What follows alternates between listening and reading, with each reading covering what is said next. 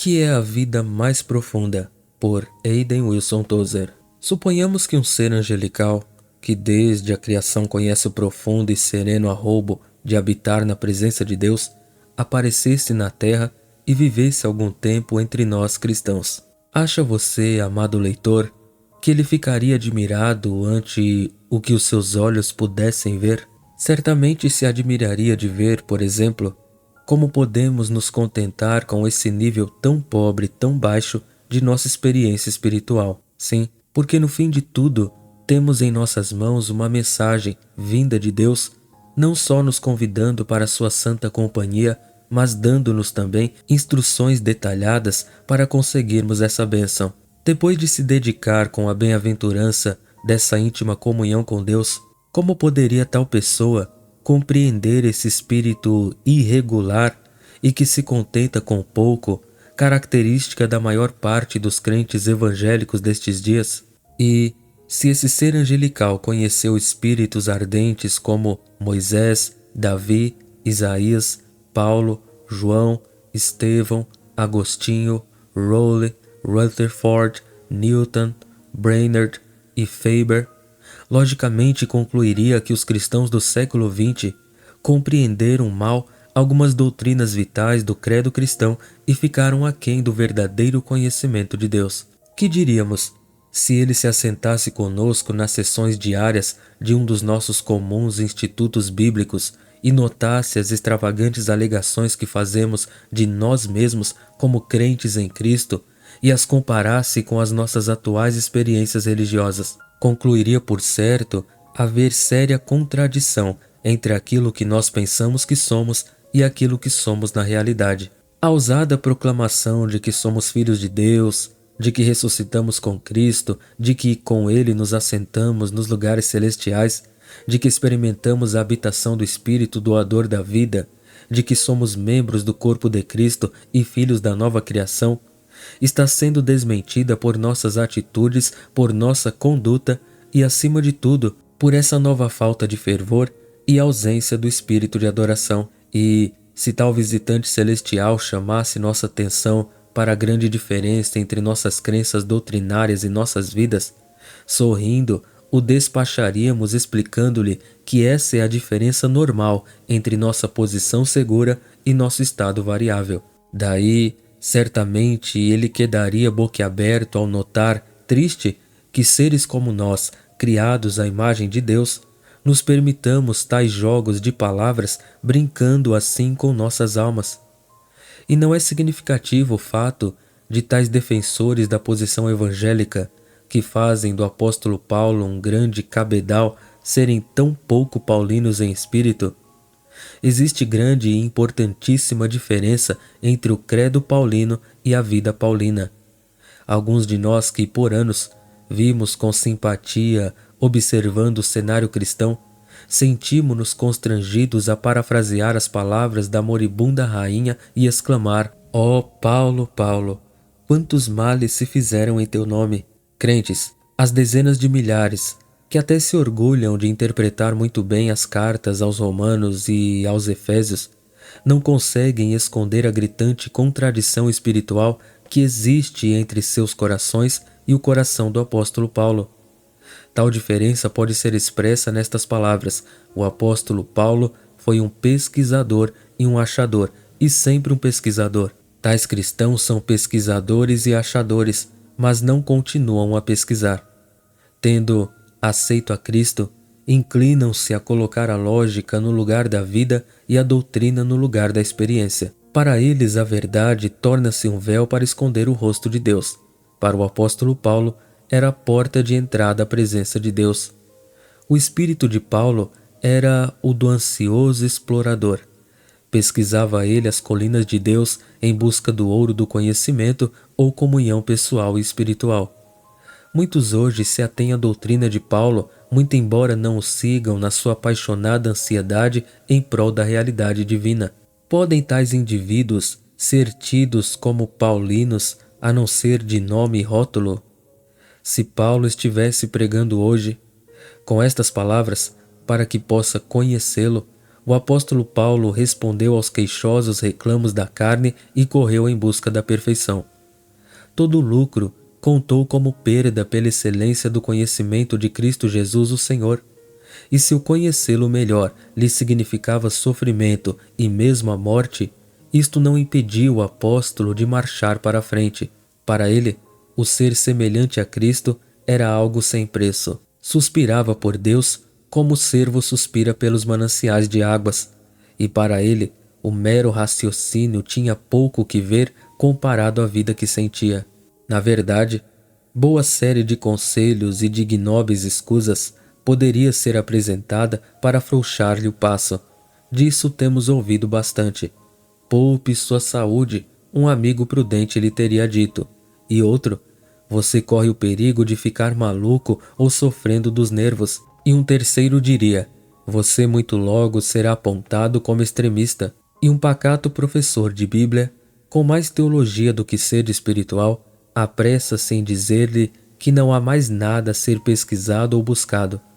E diz, você já foi aceito no amado e abençoado com todas as bênçãos espirituais nos lugares celestiais em Cristo. Que mais quer você?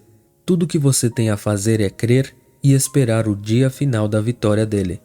Então, o apóstolo Paulo precisaria ser exortado se vivesse conosco em nossos dias, pois assim substancialmente tenho visto se amortecerem e se atenuarem as aspirações dos santos quando eles se movimentam para viver com Deus num crescente grau de intimidade.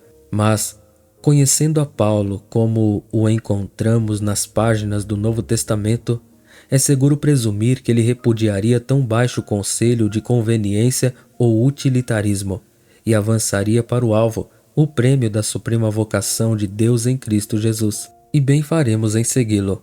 Quando o apóstolo exclama, para que possa conhecê-lo, emprega o verbo conhecer não no sentido de intelecto, e sim no seu sentido de experiência. Precisamos compreender bem que ele quis referir-se não à mente e sim ao coração. O conhecimento teológico é conhecimento acerca de Deus, conquanto indispensável, não é suficiente. Tem ele para com a necessidade espiritual do homem a mesma relação que um poço tem para com a necessidade material do seu físico. Não é propriamente por aquele poço cavado na rocha que suspira o viajor suarento e coberto de pó, e sim pela água límpida e fresca que dele jorra. Assim, o que sacia a antiga sede do coração do homem não é o conhecimento intelectual de Deus, e sim a pessoa e a presença real do próprio Deus. E isso nos vem a nós pela doutrina cristã, mas é muito mais que mera doutrina. O objetivo da verdade cristã é levar-nos a Deus e nunca substituir a Deus. Nova aspiração entre os evangélicos. Nos últimos tempos, tem surgido dentro do coração de um crescente número de crentes evangélicos uma nova tendência ou aspiração que busca uma experiência espiritual acima da média ou comum. Não obstante, a maioria ainda se esquiva a esse desejo ardente e levanta objeções que evidenciam má compreensão ou medo ou declarada incredulidade. Então, aponta-se para os pseudo-cristãos neuróticos, psicóticos, falsos adoradores e para os desarvorados fanáticos, confundindo a todos num só grupo, sem a menor discriminação, como seguidores da vida mais profunda. Sendo tal procedimento um verdadeiro disparate, o fato de existir tal confusão obriga aos que advogam essa vida cheia do Espírito a definir o que realmente vem a ser a vida mais profunda e explicar a posição que tomaram. Que se quer significar com isso? Que é que estamos proclamando? Quanto a mim, estou bem certo de que estou ensinando nada mais que Cristo crucificado. Para que eu aceite um ensino ou mesmo enfatize isto ou aquilo, preciso estar persuadido de tratar-se de uma coisa que está radicada nas Escrituras Sagradas e também totalmente nos ensinos apostólicos por seu espírito e índole. E deve ainda estar em inteira harmonia com o que de melhor existe na história da Igreja cristã e na tradição, sustentada pelas capitais obras devocionais, pela mais doce e mais radiosa inologia e pelas mais elevadas experiências reveladas em biografias cristãs.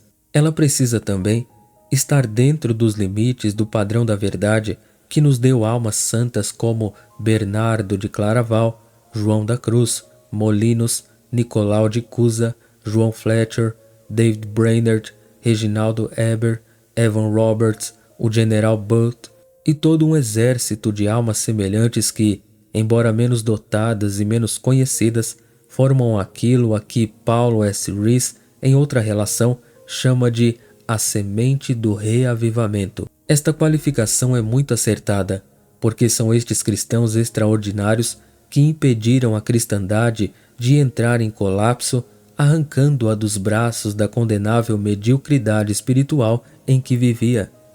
Falar na vida mais profunda não é discorrer sobre algo mais profundo do que a singela religião do Novo Testamento. Melhor, é insistir com os crentes para que explorem as profundezas do Evangelho de Cristo e busquem aqueles tesouros que certamente Ele guarda, mas que certamente para nós ainda não existem. Essa vida é mais profunda somente porque a vida cristã média ou comum é tragicamente rasa e superficial, é de casquinha. Todos quantos hoje desejam uma vida mais profunda podem desfavoravelmente ser comparados com alguns cristãos que cercavam outrora os apóstolos Paulo e Pedro. Conquanto não houvessem conseguido grande progresso, tinham seus rostos voltados para a luz e nos fazem sinal para que avancemos. Triste é verificar como podemos justificar nossa recusa em atender ao convite que nos fazem. Os seguidores da vida mais profunda nos dizem que devemos diligenciar por gozar, numa íntima experiência pessoal, esses elevados privilégios que são nossos em Cristo Jesus, que devemos insistir em provar a doçura da adoração interior em espírito e em verdade, que para alcançarmos esse ideal, precisamos, se necessário, ir além desses nossos irmãos que se contentam com menos e enfrentar, quiçá, tremenda oposição que nos sobrevirá. O escritor de afamado livro devocional The Cloud of Unknowing, A Nuvem do Desconhecido, abre sua obra com uma oração que expressa o espírito do ensino dessa vida mais profunda. Diz então: ó Deus, para quem todos os corações estão a descoberto e para quem segredo algum está encoberto, eis que te busco para que purifiques o intento do meu coração com o indescritível dom da tua graça, para que eu te possa amar de modo perfeito e te louvar dignamente. Amém. Quem verdadeiramente nasceu do Espírito, a menos que esteja prejudicado por um ensinamento errado, pode acaso fazer objeção a essa inteira purificação do coração que habilita a amar perfeitamente a Deus e a louvá-lo dignamente? Pois é exatamente isso o que desejamos afirmar e ensinar quando falamos dessa experiência da vida mais profunda. Ensinamos que isso literalmente se cumpre ou se dá dentro do coração, e que isso não é coisa simplesmente aceita pela cabeça. Nicéforo, um dos pais da Igreja Oriental, num pequeno tratado sobre a vida cheia do Espírito, faz inicialmente um convite que nos parece estranho, somente porque por muito tempo nos acostumamos a seguir a Cristo de longe e nos acomodamos a viver com gente que não o segue de perto. Vós, que desejais ter para vós a maravilhosa iluminação divina de nosso Senhor Jesus Cristo, que buscais sentir o fogo divino em vossos corações, que vos esforçais por gozar e experimentar o sentimento de reconciliação com Deus, que ansiosos por desenterrar o tesouro escondido no campo do vosso coração e por querer possuí-lo, renunciastes todos os bens do mundo, que desejais que as tochas de vossas almas se queimem e brilhem sempre e sempre, e que para tal fim renunciastes tudo o que há no mundo, que aspirais, mediante experiência consciente, conhecer e receber o reino do céu que existe dentro de vós, vinde e farei conhecida a ciência da vida celestial e eterna. Facilmente poderíamos citar outras palavras semelhantes a ponto de enchermos meia dúzia de volumes. Esta sede de Deus jamais deixou de existir em qualquer geração. Sempre houve indivíduos que condenaram os caminhos inferiores e comodistas e insistiram na necessidade de só palmilhar as elevadas estradas reais da perfeição espiritual.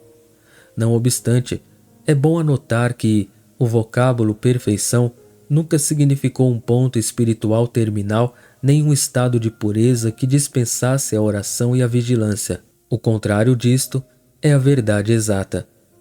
Ouvindo, mas não obedecendo. Os mais notáveis cristãos confirmam unanimemente que, quanto mais perto de Deus, mais aguda e viva se torna a consciência do pecado e o sentimento de desvalia pessoal. As almas mais puras jamais conheceram quão puras eram, e os grandes santos nunca souberam que eram grandes.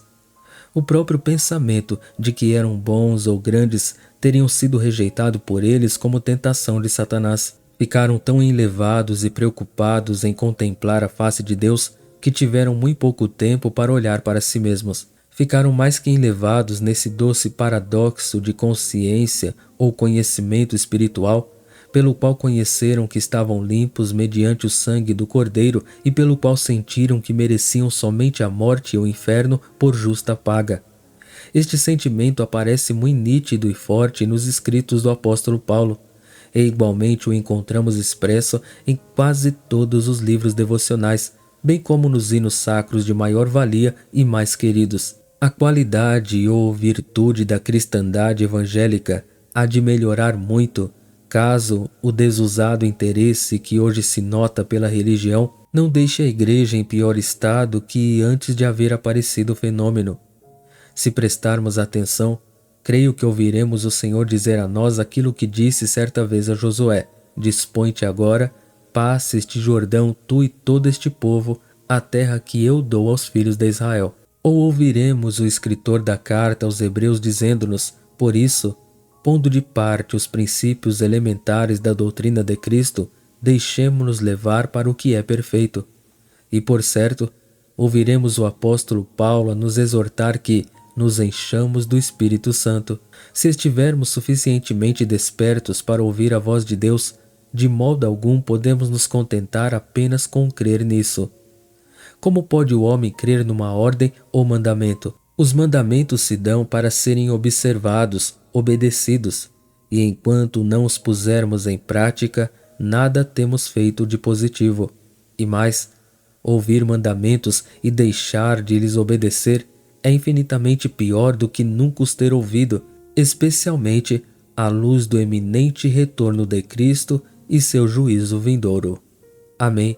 Deus abençoe a todos. Inscreva-se no canal, ative o sino de notificações, curta e compartilhe o vídeo. Segue na tela mais mensagens do Pastor Tozer. Muito obrigado.